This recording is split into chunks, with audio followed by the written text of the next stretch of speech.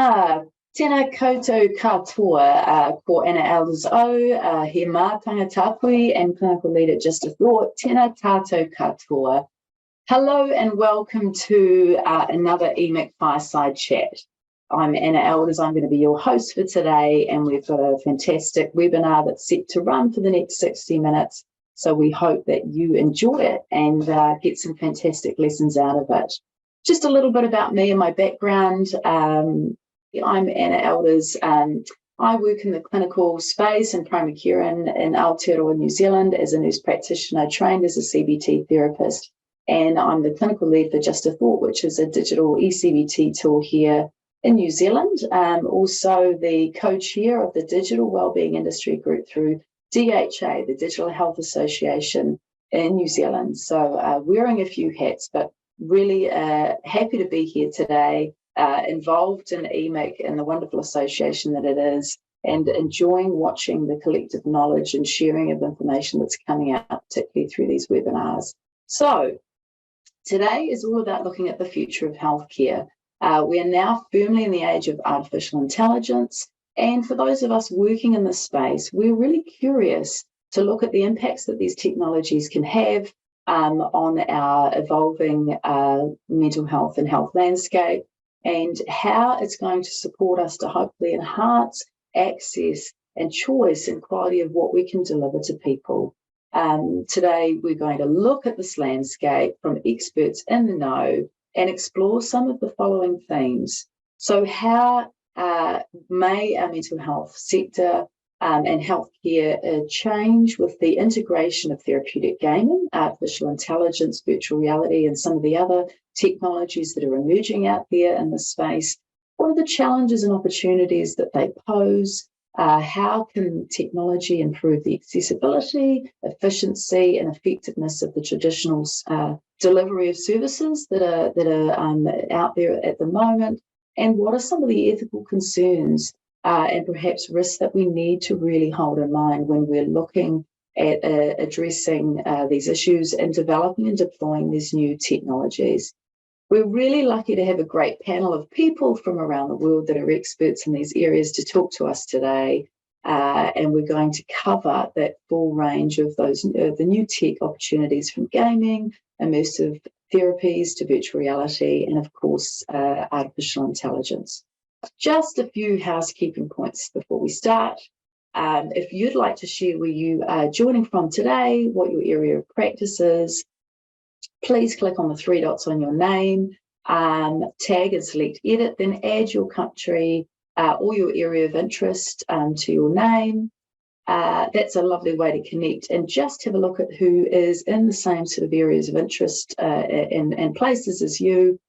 We really love questions. We want this to be interactive, and we want this to make your webinar and get the most out of it. So the only way to do that is to get involved in the Q&A. We're going to be running a Q&A section at the end after our panel. We may bring some of those questions into the panel and get our panelists to discuss them for you. So please start to formulate those questions. You may already have some now. Throw them into the Q&A section in the chat, and we will run at them as best we can.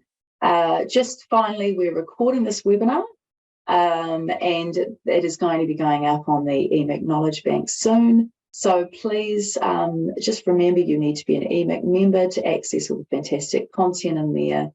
So jump into this wonderful collaborative organisation that is really bringing that collective impact together for the benefit of our populations and our wellbeing.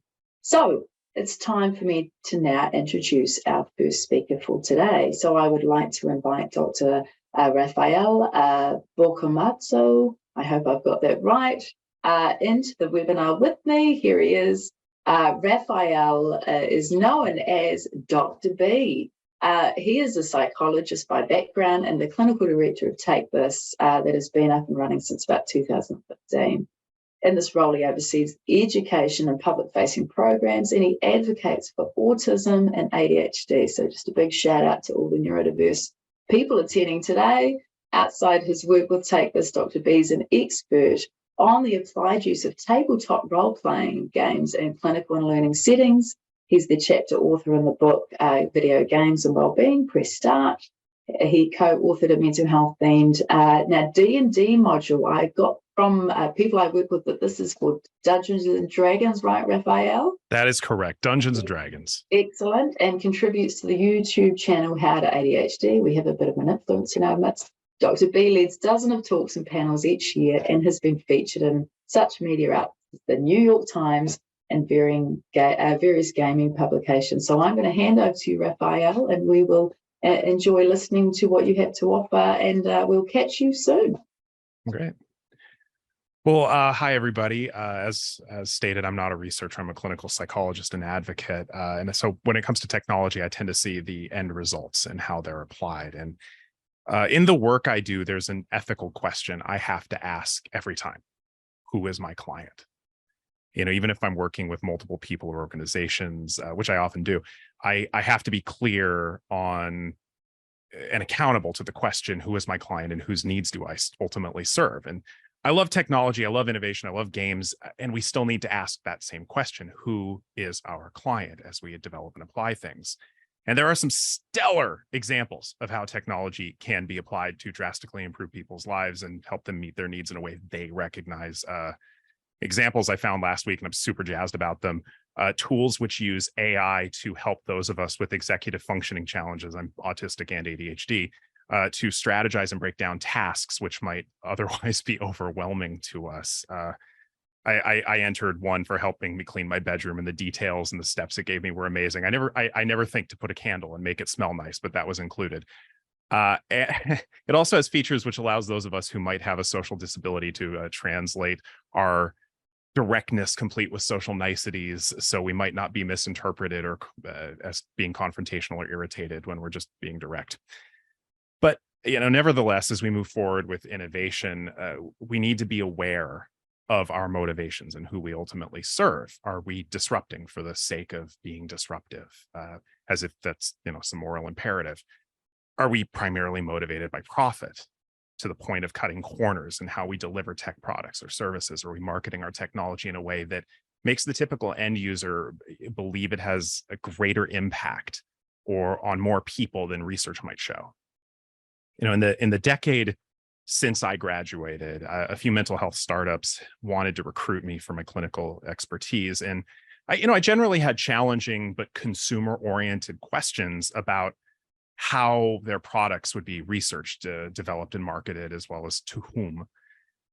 And several of them answered with variations of, we want people who are going to say yes and not no. And I didn't take any of those jobs because it sounded like the focus was more on disruption for the sake of disruption. And the metaphorical client in that case was the inventor's goals over the consumers. And while not specifically related to AI or XR, an online therapy platform recently said to me in their latest recruitment email that their platform gives clients greater access to therapists and greater variety of methods of engaging with their therapists. And that platform would help me eliminate my administrative overhead so I can better focus on client care, which sounds great. Problem was that their estimated pay scale for my present caseload amounted to only 17% of my gross income. And it still didn't eliminate all of my overhead as a practitioner. And so while on one hand, this might offer greater access of care for clients, I ask what kind of continuity of care, what kind of quality of care is going to be there for their clients when practitioners aren't paid sustainable wages, because as a publicly traded tech company, they have a primary fiduciary responsibility to maximize profit. Their client is ultimately their shareholders. And there's also disparities in access to technology, monetary disparities. This stuff is often expensive. There are racial disparities in the effectiveness of some technologies. There are apps that are currently built on modalities of therapy that the end users and those with lived experience consider harmful to the people they're trying to target. Ultimately, unless we rectify this stuff, future technology built on these current platforms it runs a risk of perpetuating inequities which already exist. And so This is actually part of the reason I loved Emek's statement on ethics and laws. There's a balance in the need for innovation versus caution. It recommends involving end users and those with lived experience in the development process with an emphasis on their phenomenology. It reflects a common slogan in the disability community of nothing about us without us. It calls for focus on autonomy and the dignity of end users, which I love. And so while some profit is imperative to sustainability and innovation, and innovation is necessary for progress, they can't come at the cost of the community. So I come back to my question, which I want to ask you all: who are the clients as tech gets developed and applied? Whose needs are ultimately served? Do we serve disruption? Do we serve profit? Do we serve shareholders? Or do we serve the community and their needs in a way they recognize? Thanks. I'll just hang here. Oh, okay, no, bounce away. Now I've got my mute on. Thank you very much, Raphael. That was a fantastic start and some really poignant sort of questions there. So I'm now going to introduce our fantastic next speaker. I'd like to introduce and welcome to the webinar stage Dr. Terry Fleming. Terry is an associate professor in the School of Health at Victoria University of Wellington. Her clinical background is working in adolescent health and mental health in underserved communities. Terry is a co-developer of Sparks, which is a computerized CBT program here in Aotearoa, delivered in a serious game format that has won UN and UNESCO awards. Fantastic. I wasn't even aware of that, Terry. She is published widely in gamification and improving reach and engagement in digital mental health tools. She co-leads the Te Herenga Waka University of Victoria and Wellington Digital Mental Health Catalyst Lab, and is the president of the ISRII, which is the International Society for Research Internet Interventions. She's definitely one of my tribe, and we're working together to push what's happening in the national landscape here as well. So without ado, over to you, Terry. Kia ora, thank you, Anna, and welcome everybody. It was lovely to see some familiar names on the list as well as lots of new ones. So I got involved in computerized therapy and game-based therapy. Mostly I felt like, one of my first things is, as a parent, I felt like one of my most common statements to my children was time to get off the computer now. Not come for dinner or I've made a cake or how are you, but time to get off the computer now. And as they grew up and they learned extraordinary things playing computer games about ancient empires and how to build buildings and working in teams and overcoming problems together and trying again, I really had to acknowledge the power of games, the extraordinary power of games to change what they understood and what they knew. And at the same time, I was working as a clinician in South Auckland, a high deprivation community with lots of young people with major mental health needs. And it was really challenging trying to get them into mental health services. And when they did go, they usually were talking to people who were a different age, different culture, quite different background to them after a long delay. And there were some real challenges about that. So I was part of a research team, and we were asking, what can we do that might put the tools in the hands of youth workers and people with relationships rather than sending young people off somewhere else to do therapy after long delays?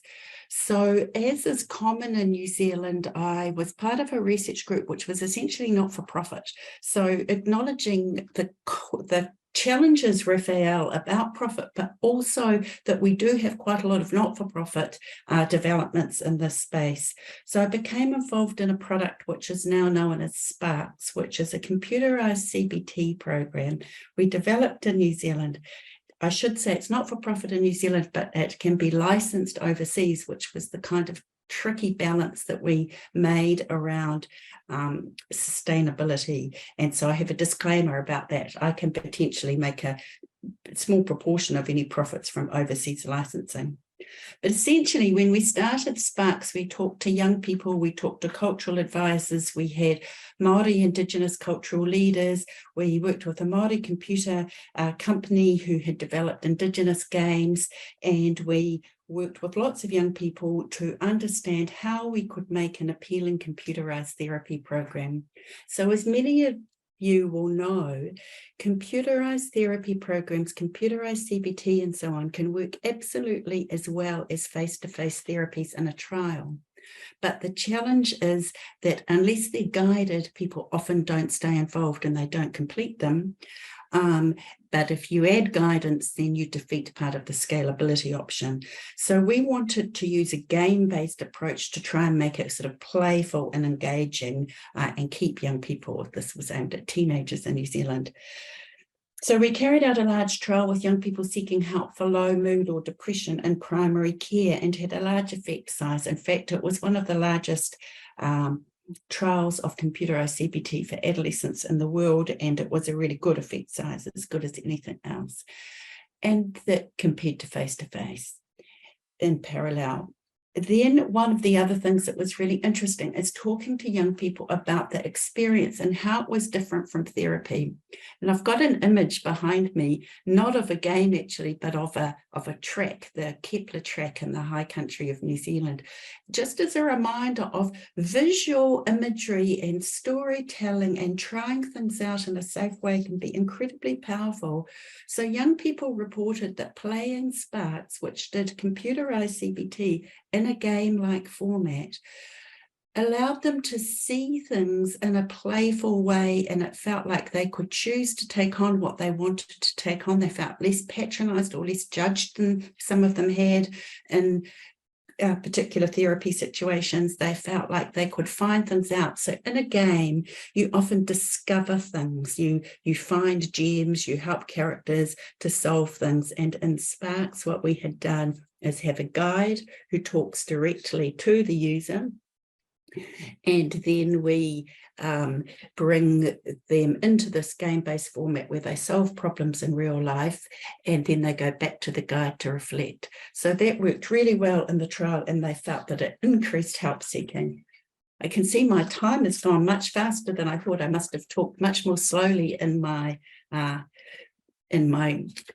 the real thing than I did in practice. But just to say, gamification can offer choice and is really appealing to some people. Some people find it playful and useful, while for others they would rather be serious and direct and straight to the point. So really important to have some options and choices and not assume the same thing will work for everybody. Over to you, Anna. Thank you very much, Terry, and it'll be fantastic to hear from you later in our panel around just pulling apart some of the things that you've talked about there. So I just want to invite to the webinar stage our next speaker, which is Adam Hutchinson. Adam is another Kiwi. He's the founder of Overcome, a Christchurch, New Zealand-based startup that makes treatment for anxiety disorders easier to access using virtual reality. So as a CBT therapist, I'm going to be really interested in listening to this one. 80% of people with anxiety disorders receive no treatment due to cost, stigma, location, and lack of therapists. Overcome has the goal of reducing these barriers. The beta version is used in 30 countries, has one published clinical trial with the University of Otago, which has an average reduction in severity of 75% after 6 weeks. That is amazing. They are halfway through their second clinical trial for social anxiety and currently raising their seed round. So I will hand it over to you, Adam, and we'll look forward to hearing what you've got to say. Thank you, Anna. Hi, everyone. As mentioned, I'm the founder of a startup here in Christchurch called Overcome. And our goal was to make treatment for these anxiety disorders far more accessible, but using innovative technology, with virtual reality specifically being one. We really wanted to start with the problem, and the problem was that people with anxiety disorders didn't get treatment. They don't get treatment because for many it's too expensive for them to go and seek out a therapist to do exposure therapy with. One, location is an issue for many people. They might be in a rural area, for example, so they can't actually go and see a therapist. Number 3, there's a stigma, particularly for men, about going and seeing a therapist. And 4, we know that there are significant wait times at the moment to actually get in to see a therapist. So really wanted to start with that problem first and then create a solution around that. So we did a lot of research with our users, and the solution, which we released in February 2021, was a direct-to-consumer smartphone app called Overcome. They put their smartphone into a headset, which we ship all around the world at the moment. They go through some cognitive behavioral therapy before accessing a really large library of VR content. So for example, if someone has a fear of flying, which is one of the phobias that we cover, they can go through and do an entire end-to-end flying experience via their smartphone. And we really wanted to look at scale. So how could we reach people at a really affordable cost in their homes in a safe way and reach as many people as possible? So made the decision very early on to target the smartphone instead of going towards an Oculus Quest, for example. That way we can achieve scale, people can get the treatment in their homes, and then they can go through this really innovative program. So that was released in February 2021. We signed a research agreement with the University of Otago and published our first clinical trial in July last year. And this was really to prove that what we were able to do was not only safe, but effective as well. We had 120 people go through. It was a randomized controlled trial. And the results were, on average, the 75% reduction in severity. So after starting with the problem, we wanted to create the solution and then clinically prove it. So we're in the position now where we have that one clinical trial already published. We're now in our second clinical trial for social anxiety. So we have started as a direct consumer program. We're currently building out a B2B channel. This means that we can provide a higher end experience to therapists that are in clinic. They have 20% of people that have these disorders are going to see a therapist. So we wanted to provide a product to them that allows their clients to be able to access this really interesting treatment as well. If they want to go and continue that on at home via the smartphone app, they can. So, really looking at the problem around accessibility and using virtual reality to be able to replicate this exposure therapy. We've started with phobias. We're now doing social anxiety. We're now looking into other areas as well, such as a teen vaping program here in New Zealand, which we're just starting to build out at the moment. So that's where we've started from. We're really passionate about the technology. We're the team of clinical psychologists that we work with in releasing each new treatment, and we're really excited about the future that's here and in terms of the role that technology can play in trying to increase the accessibility of this really amazing treatment. So thanks very much, and look forward to answering some questions a little bit later. Thank you so much, Adam. It's always wonderful when you hear about what's happening on your back door, and technology that you weren't even aware was up and running so close to home. So our final speaker before we jump into the panel discussion is a wonderful woman called Joanna Yu. Joanna is the Director of Health Data and Partnerships at the Vector Institute, which is a not-for-profit corporation in Toronto in Canada, dedicated to advancing AI research, application, adoption and commercialization.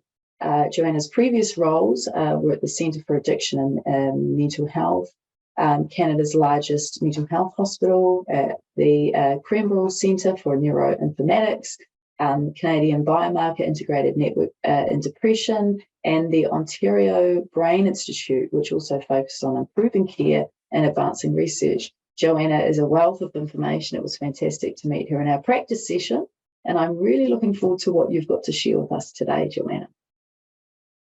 Thank you very much, Anna, for that kind introduction, and everyone for joining tonight. I hope to share with you a little bit of what's happening research-wise here at the Vector Institute. As mentioned, we're located in Toronto. We're really a leading AI, artificial intelligence, machine learning institute. We can be thought of sort of as a virtual or hybrid institute, if you will, because our researchers are affiliated with academic institutions across Canada. In my current role, I've really had the pleasure of working very closely with diverse stakeholders, and even before joining the Vector Institute, similar experiences. Today, with our team, I work closely with our technical AI ML expertise, our in-house AI engineering team, as well as our researchers that I mentioned before. Also closely with our healthcare partners, and these stakeholders conclude our user domain experts, including clinicians and patients, and are really the end users of the products and solutions that we hope to co-develop with them. Our main goal is really to drive forward health research and innovation, and to work at the intersection of care and research in order to create tools and solutions and products that can have a positive impact on healthcare. Today, it probably comes to no surprise to you that there's tremendous potential for applications of AI machine learning towards improving mental health, from supporting personalized care to discovery of new treatment targets, tools to support better diagnosis, monitor response to treatment, early detection of relapse, prevention, and more. So given the explosion of digital technologies, as well as digital transformations undergoing across different healthcare services, there already exists a large amount of data that's out there. So how can we work responsibly and together with our partners to come up with these solutions to help improve how we deliver services and also work towards more personalized care? Some of the types of data that you might be familiar with are health record data, but in addition to health record data, with introduction and more broad adoption of cell phones and wearables, there's a huge opportunity to collect data from a patient's, to reflect behavior from patients outside the clinic. So more from moving away from just a point of care data collection, but to understanding how they're behaving, for example, at their home setting. So anything from sleep, and daily activities. We know sleep disturbances are common across all mental illnesses. So wouldn't it be great to be able to incorporate this data and provide it to your healthcare provider, as well as to yourself, to help make better decisions about your treatment plan moving forward? There's also the possibility of including genetics and genomic data from saliva or blood samples, and there's a wealth of information there, and in particular in the pharmacogenetic side of things, to better understand which drugs may or may not work for you based on your genetic makeup.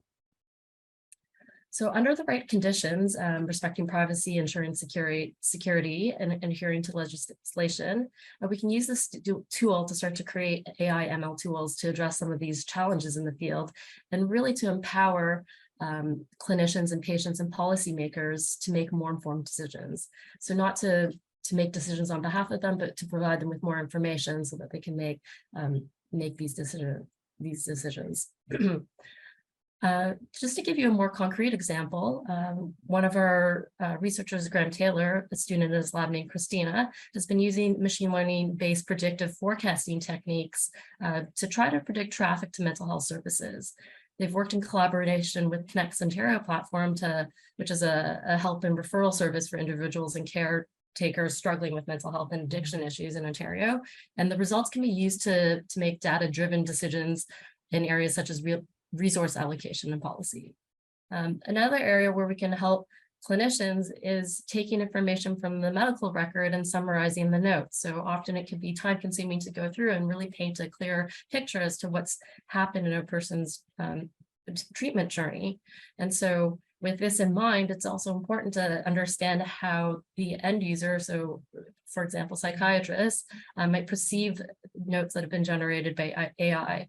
And a team that I worked with before at CAMH, we recently conducted the study that was recently published and found that even though the AI was correct in the summarization note that it provided, the psychiatrists actually preferred notes that were generated by other psychiatrists. So more work will need to be done to better understand how this type of tool can be integrated into their workflow. And I'd just like to end on sharing some principles that can really help the development and use of safe, trustworthy, and responsible AI products. The Vector Institute has developed these 6 principles in consultations with a wide range of stakeholders across diverse sectors, and we hope that folks will start to take them into consideration, and many are already as they move forward with developing AI and ML products. So the first being the benefit to humans and the planet, a second being reflecting democratic values, and this really speaks to upholding human rights, equity, diversion, and inclusion, and really ensuring fairness in the tools that are developed. Third, privacy and security, which I touched on a little bit before, ensuring there's proper safeguards to protect individual data and the responsible use of it. The fourth being robustness, security, and safety, so that the solution remains reliable throughout the life cycle, and that there's continuous risk assessment and management. The fifth being responsible disclosure. Really here we're speaking to transparency, and it ensures that end users can understand and challenge the AI-based decisions. And the last being accountability. So really an emphasis on organizations demonstrating that they have responsible behavior in terms of how they're implementing and complying with legislation and regulations, use of these tools. More information about these can be found on our website if you're interested. And I hope in this short time, I've piqued your interest about the possibilities of the use of responsible AI in improving mental health care. Excellent. Thank you very much, Joanna. So we've had some fantastic presentations there by our speakers, and we are going to now have a panel discussion. So I'd like to invite in Joanna, Raphael, Terry, and Adam.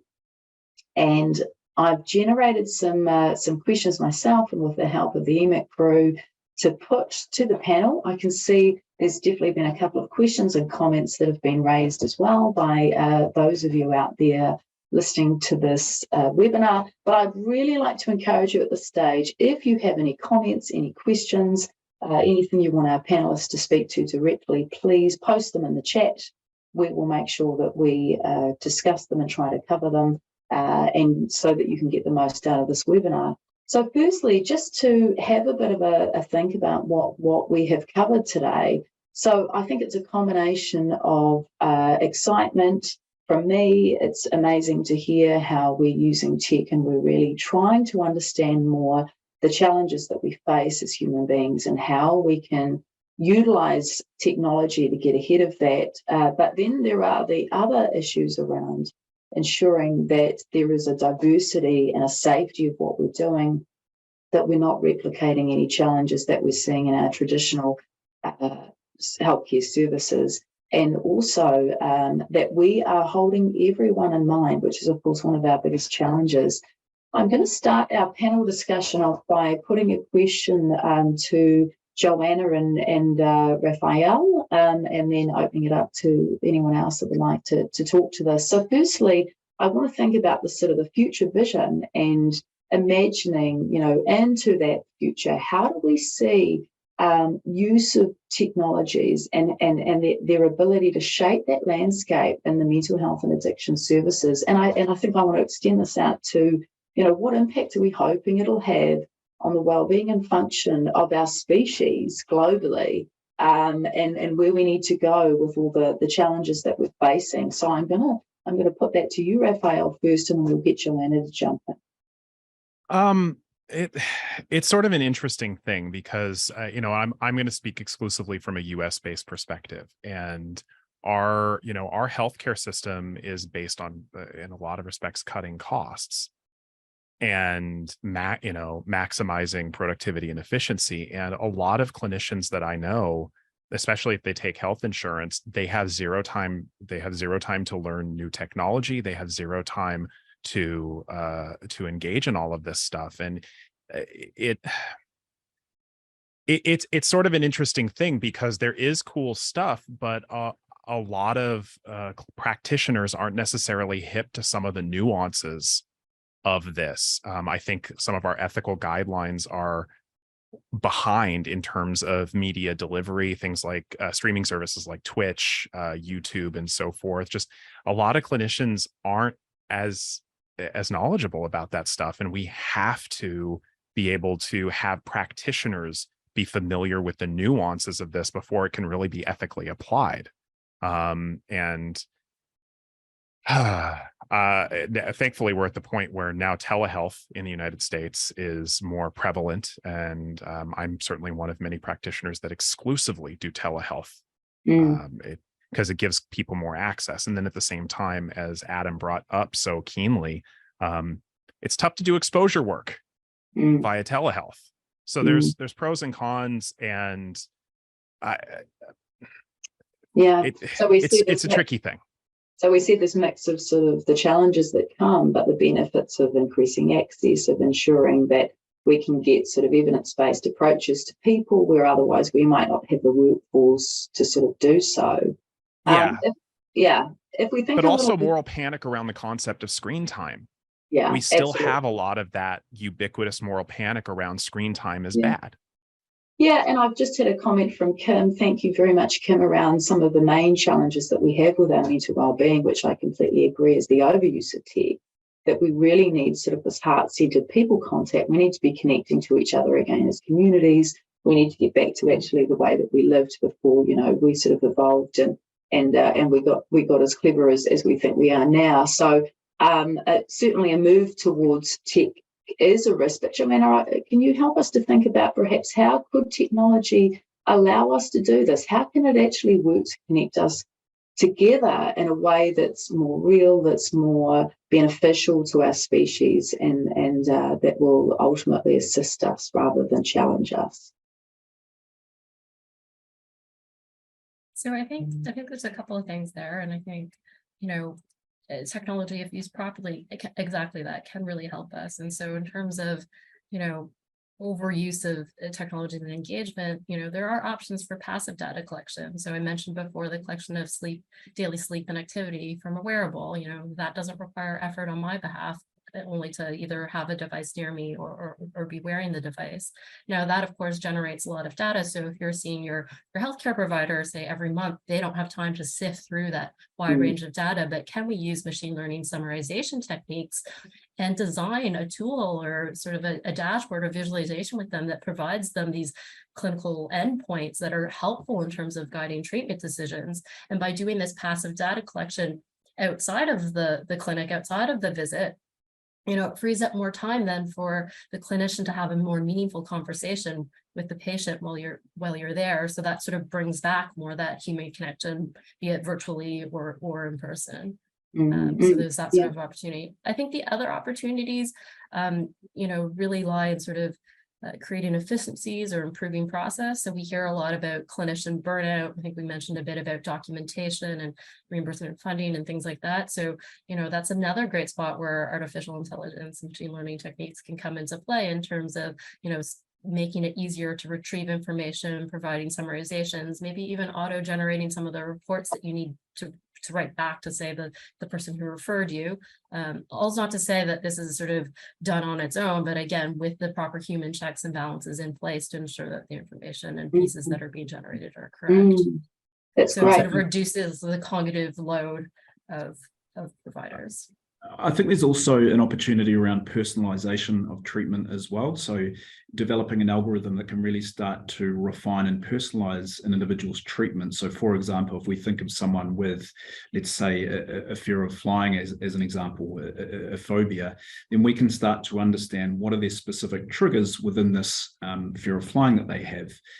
We can then start to make decisions using AI to personalize their treatment so that their treatment program is far more effective and personalized to them. So ultimately achieving a better outcome. So I think there's an opportunity around personalization as well. And that's what we're really focusing on with Overcome.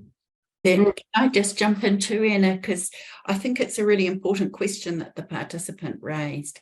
And with our studies, what we've found is that young people say that doing the digital tool gives them the words and allows them to see why therapy might be helpful and actually makes it easier to talk to adults. So sometimes it can be part of the pathway and journey. And certainly when we've done analysis of the big New Zealand depression websites and things, they're often part of people's journey. They're not necessarily, or they're mostly not going to the internet instead of talking to someone, but actually as part of demystifying and building the courage and the language to go and get face-to-face help when they need that as well, sometimes at least. I think that's really a fantastic way to sort of wrap that up. And I think it's interesting, just one of the things that you talked about, Raphael, that motivation behind our endeavours. I think, really anyone in this tech health space, and particularly the mental health and wellbeing and addiction space, needs to be identifying, is there a motivation? Is there a move to drive people back to human connection? And really, we should be working to do that in whatever we're doing. And just thinking, Adam, about your talk around social anxiety and the number of people, Terry, who are young people who are struggling with that social anxiety, particularly around COVID. We do have opportunities to move people back into the community and connecting. So just looking at sort of the next question, and I think this is the other really important one I want to make sure we tick off, and that's around the challenges around equity. And certainly there was a nod there around sort of the affordability of tech, the ability to access some of the technology that's out there. So I want to think a little bit about how could these technologies perhaps actually play a role in bridging the gaps and the divides between some of our groups who are more marginalised. And I want to think here particularly around Indigenous peoples around the world. We know that a lot of our healthcare systems are pretty ethnocentric. The risk is that our tech becomes ethnocentric too, based on some of the lack of diversity in the development space in tech, people developing for communities that they aren't necessarily a part of and don't have a lived experience of being within. How do we use technology to bridge that, and what are some of the sort of risks around that from an equity perspective with some of these technologies? And I jump in a little bit with the research because we've done a lot around that. So there are some Indigenous specific apps and tools like iBobbly, which is an Indigenous Australian tool. Here in New Zealand, when we developed Sparks, we have a lot of imagery and stories and so on that is developed by Māori for Māori, and non-Māori people kind of don't see it, or they kind of find it part of the background, but it doesn't kind of particularly engage them. But for our Māori young people, it's been really important for affirming their engagement. We've also had Ola Ora, which is a Māori Pacific app, which is specifically about working in groups and communities rather than alone. So I think we can have, digital can be both homogenizing and allow lots of diversification experience. We can see it go both ways. It's kind of a double-edged sword. And Anna, you and I have talked about in New Zealand and in other places, it's partly about the tools, but it's partly about the endorsement of the tools and having people like you fronting them, people like you recommending them, as well as it meeting your kind of specific needs.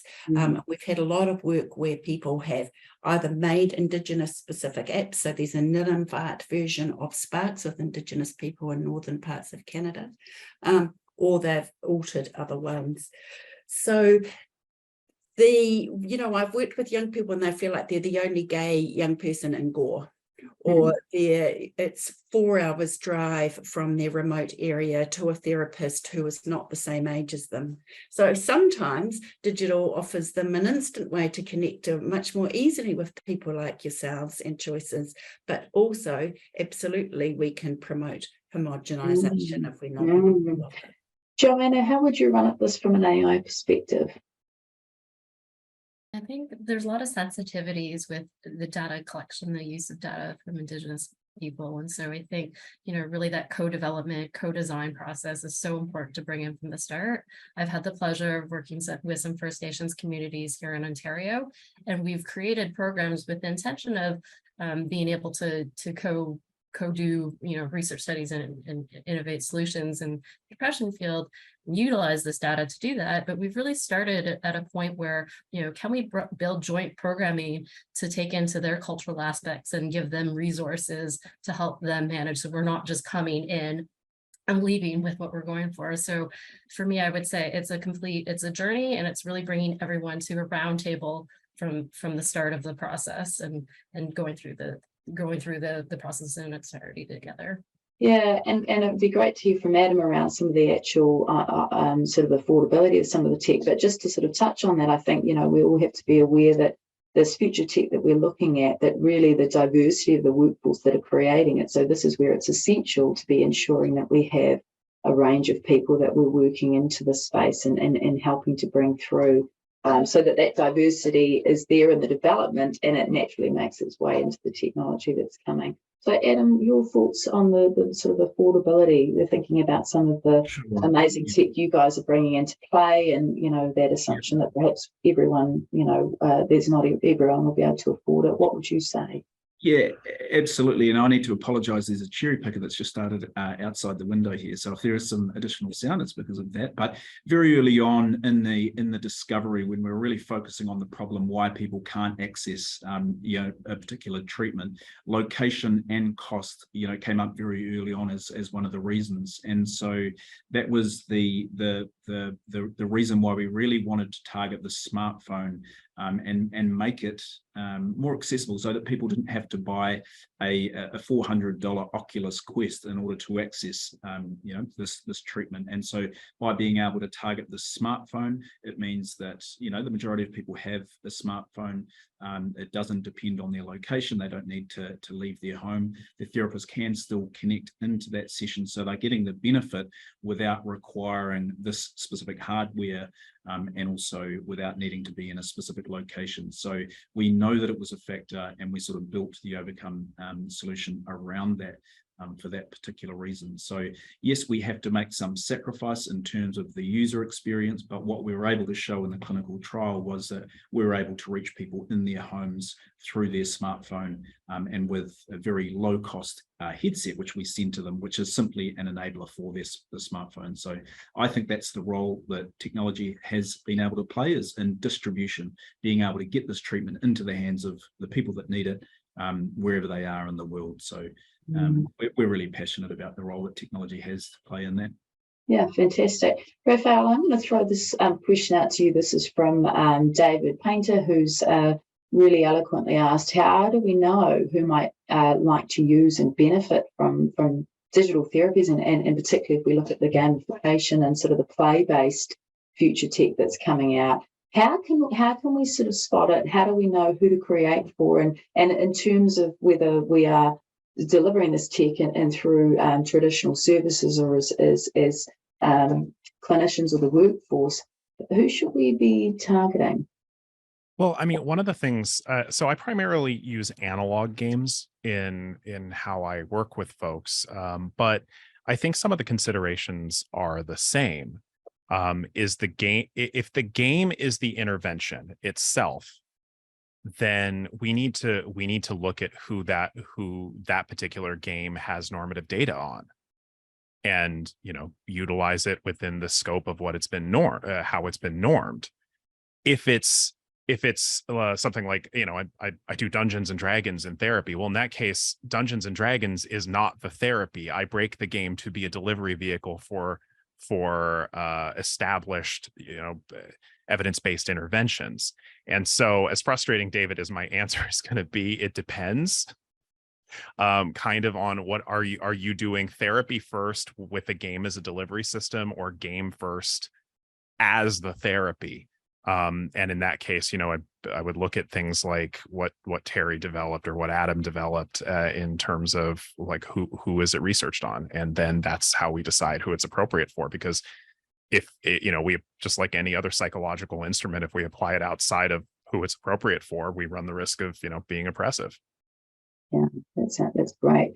There's a few things I want to touch on in our last sort of 10 to 12 minutes or so of the webinar before we have to finish off. So I definitely want to have a think about sort of what's happening out there, if there are any collaborative, exciting projects that you're aware of that we can keep an eye on. The case studies around this are always really helpful. I want us to think a little bit about sort of our wish list of impacts of what we want to see change. But there's been a great question that's come through from Vincent Allen around, and this may be one for you, Joanna. What are your thoughts on using large language model AI chatbots to provide a scalable treatment solution for mental health and behavioural issues? And particularly, what are the primary risks in this space? And do you think it's a viable solution to address the overwhelming public health service demand? I was thinking, are we going to finish the webinar without a question about large language models and chatbots and ChatGPT, which is taking over the news? No, that's a great question. I think there's certainly tremendous potential for the use of chatbots to help in sort of service delivery and pieces like this, but it doesn't come without its cautions, and there certainly needs to be safety mechanisms built into place. The models need to be, we need to know that it's trained on reliable data and representative data to the population that you're treating. I think I don't think we're in position to have, chatbots let loose sort of on the world without these safeguards and controls in place. But I do think that, even now, if you think of appropriate use cases in which we can trial the use and see what the benefits are, can they help with retrieving information from different conversations and, matching them to, locally available resources so that, the counselor or clinician that's speaking to someone, again, reduces this cognitive workload and burden. So they're not sort of working all this out in the background in their head. So there are, I think, probably more appropriate examples that could be utilized today or closer today, and then more examples that could be more would need to be explored more, and research connected, rules put in place, safeguards put in place that are more appropriate for the future in order to address the overwhelming demand of mental health services. This makes me think here, Terry, about the Aroha chatbot that was devised here in New Zealand by the crew through the University of Auckland, Tanya Cargo, Carolina Stasiak. That was set up through the Facebook Messenger app to really support rangatahi young people here in Aotearoa, particularly over COVID, with some of that isolation that was happening as a way to sort of run and throw some challenges and have, I suppose, a bit of a conversational type experience of support through that chatbot. Terry, what are your thoughts, particularly for young people around this area? Because we know, and this is again, and thanks, Kim. Kim is being our devil's advocate here around the humanity that we're worried about losing through technology. Is there viable, and with our generations coming through, are there viable ways for us to use this technology without losing ourselves in it? And I think this is a conversation we've all talked about a lot. And no, I don't think I've heard anybody here advocating that we should only be using technology. That technology is a tool and a bridge, and frankly, our human services are failing our young people in our communities. In Wellington, we have a 12-month average wait for specialist child and adolescent mental health services. So we absolutely need to train more psychologists and clinicians. We absolutely need to make them more available. We need to empower and remind grandparents and uncles and our communities how to look after each other and how to support young people. And digital is a really important part of that ecosystem. 3 a.m, absolutely overwhelmed by yourself. Digital is amazing. I was having a difficult time on Christmas Day with one of my kids who's quite neurodiverse, and I typed into ChatGPT, frame this more positively for me, and it was just beautiful, kind of reframing the thing. And I absolutely know how to do that, and I absolutely could have talked to a therapist, but in the middle of Christmas lunch, having 2 seconds out by myself was actually quite helpful and positive. But I think it's really important to be clear, myself, and I think most of us here are advocating digital is a really useful part of our ecosystem to support people, but it must be part of human connection, human support alongside. Okay. So, we've still got some time left in the panel, and we've had some great input from our participants and questions and thoughts. I want to sort of keep sort of health tech in the future, technology in mind, but I want to pull back and sort of with some of the things that are coming through. So we know we need major paradigm shifts within all of our health systems around the world. We're not currently meeting the need. We're not addressing trauma. We're not really always focusing on people at the heart and those the families that surround them and those communities that they're living in between. I personally think we need to really raise the lived experience and expertise of people that have different experiences, that have that real knowledge of what is the challenges and how do we face that. So I want to sort of ask each one of you just to sort of think about, in terms of, and pulling back really now to that sort of real humanity look at tech, what we want it to sort of potentially shift in terms of the evolution of human beings around the world, and how we can use our health and our mental health sectors and tech to achieve that. What would each one of you really like to see in the future? What do you think could be supported through tech, and what would you like that change and impact to look like? So, Raphael, maybe we'll start with you. Start with a non-researcher on this one. Cool. What would want to change? I want to see increased access for everybody. I want to see certain challenges fixed before we start incorporating some of these things into our larger infrastructures. I mean, like we know, for example, health wearables they're not always accurate on people with darker skin tones. And yet still in the US, we have insurance companies who are offering to lower deductibles and premiums for people who wear wearables all the time and do good health habits. And that cuts a large swath of the population out, anybody who doesn't have my translucent skin tone, frankly.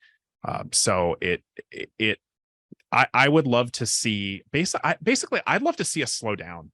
Honestly, I would love to see, especially certain folks, just like take a step back and say, ask what Ian Malcolm did in Jurassic Park. Your scientists were so so concerned with if they could do it, they didn't stop to ask if they should. Yeah, I think that's a great point, because I think there is this challenge of the trajectory of intelligence and innovation that's happened over many decades now in humanity, and we've got a question whether some of our advancements have actually advanced us at all or sent us backwards.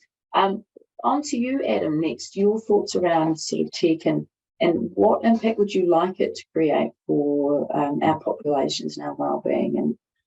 And just to touch on Raphael's point there around sort of speed, and things are moving really fast, and as a startup we're identifying new opportunities that come from that. So I definitely get the feeling of things are moving fast, but we're at the sort of other end of the spectrum where we're looking for those new emerging opportunities. But to be honest, I think a slowdown would be good for us too, because we're moving 100 miles an hour. But I think the opportunities for us is really on accessibility. So we are incredibly focused on the smartphone as being a way to deliver some of these treatments that we're offering. We're aware that the majority of smartphones these days have a gyroscope, have a processor that is strong enough to be able to handle this. But I think there's a big opportunity around the average device becoming smarter, becoming faster, which in turn gives the ability for us to be able to deliver, more comprehensive treatment programs through it. So that's a real focus for us, is around the smartphone, which everyone has these days. Yeah. So becoming therapeutic for us rather than perhaps anti-therapeutic like it can be. Just very quickly, over to you, Joanna, and then Terry before we wrap up. I'm really keen to see what it does for empowerment and having people sort of being able to make better decisions based on the data that they're seeing. But with that being said, I hope that we're able to move forward in a way we don't lose people's trust along the way, or we aren't supporting those that don't have the knowledge to understand this. But I'd like to see us really increase data literacy and AI literacy and ML literacy, so that people are making sound decisions based on what they're showing. Fantastic. And with you, Terry, before we wrap up. I think people knowing which tools to trust. So investing and sharing with people what's a reliable tool, what's it useful for, and how does it complement the other things that we do for each other. Yeah, that's excellent. I was going to say I was going to wrap up with something myself, but I'm going to borrow from Barbara, who's put up here that she would love to see us, humanity, develop a moral codex before moving forward at quantum speed with developments like AI and ASI. I do really think the challenge that we have as human beings, we have these amazing egos that have developed. There's a divide and conquer that goes on. What we know is it's actually survival of the fit. It's not survival of the fittest, it's around cooperation. So it's got to be this collaboration. We do need the sort of moral codex. We need to be driven by values. We need to identify where we've gone wrong previously and ensure that whether it's the the coding, the development, the imagery, or just the values and the motivations and intentions behind our future tech, that we get that right before we progress. So before we finish, I just want to say a huge thank you to our amazing panelists today. You've been fantastic. Thank you so much for the discussion. And I want to thank everyone that's come today, everyone that's participated. We've had some really fantastic feedback from people that have jumped in. Once again, if you're interested in watching the sessions back through the EMIC webinars and you're enjoying all the other benefits, you can head over to our emicglobal.com page to set up your own membership and get started. It's been a fantastic fireside. It's been a pleasure having you all with us, and we hope to see you at our future webinars. Feel free to get in contact with the EMIC team if you have any questions, want to be in touch with the speakers. But that's it, over and out from us, and we hope that wherever you are in the world, whatever you're doing, you have a great day, evening, and heading into the weekend. Ka kite, everybody. Bye.